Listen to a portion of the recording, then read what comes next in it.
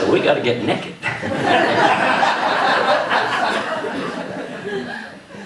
And just one other thing I want to thank you for, and that is the perseverance. 20 years, and you're talking about the next 20 years. And it's great to see these young folks in here, and you're taking charge and moving this cause forward, and the progressive movement forward. Maybe creating a movement that actually moves. That would be interesting. Let's see if we couldn't do that. And my point there is that we don't win the first time out, as you've experienced. We don't win sometimes the third or the 13th time out, but we have to keep pushing. I think of the women who've launched this suffrage movement in our country, Elizabeth Cady Stanton and them, the three great leaders, their statues now in the Capitol. None of them lived to vote. They never got to vote. But they launched that movement that then other people carried forward. And that's what your civil rights movement the same way. We're part of a continuum here. My friend Willie Nelson put it to me like this. He said, Hightower, the early bird might get the worm, but it's the second mouse that gets the cheese.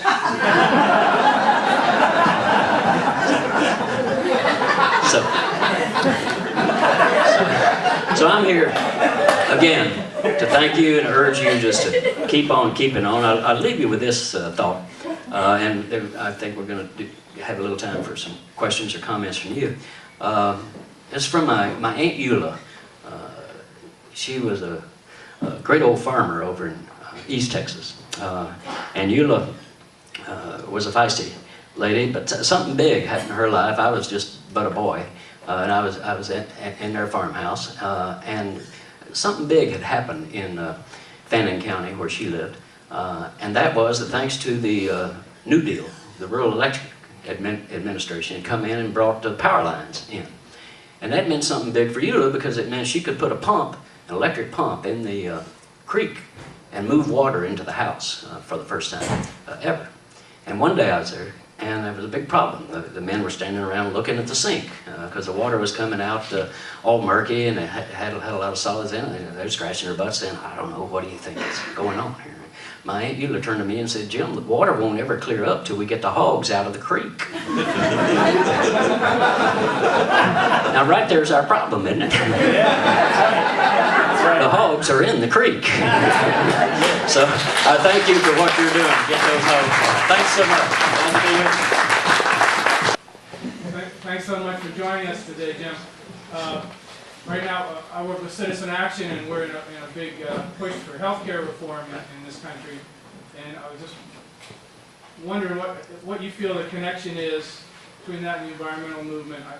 I'm thinking that if the conservatives are allowed to tank the healthcare reform bill that's out there now, that will give them so much more energy to go after cap and trade, go after employee-free choice, and the other ones. So do you think that the environmental movement should get on board with health care? Oh, yeah. That passed? I think we need a movement, you know. What we have is a collection of issues that are not tied together. We don't have to create a progressive movement. It's out there. It's all kinds of different issues, but we're not connected to each other. And I think that's what we've got to realize, that we are all in this together, and we have to join each other in the fights that are before us. In this case, coming before the Congress. Healthcare is the one that's up there now, so let's go get it, and let's bring everybody into it. The progressive farm groups, for example. Farmers don't have healthcare insurance. All kinds of people need it. Obviously, the environment is related to health and poor health for the most part. So we do have to team up. And I just say one other thing, and that is we progressives particularly have got to, and y'all are good at this, we got to learn to tell the story. We have an abundance of sincerity and earnestness, and excess of facts, and etc. But we need to learn to talk to people in terms of their own experiences and what's really going on in life, and tell those stories. My friend Van Jones, who just got booted out of the White House, but what a great guy he is, and he once said, pointed out to a meeting we had of progressives, and he said, Martin Luther King did not say, I have an issue paper. Said, I have a dream, you know? And that's a difference, and we need to tell that dream. And that's the good thing you're doing, because it's not just how bad things are, and let me tell you the facts of mountaintop removal and water streams being eliminated and all that, but let me tell you about the story that is there, and what might be the dream of what Appalachia can be if we all just shuck off the coal yoke that is around our neck and go forward with a new economy based on ordinary people.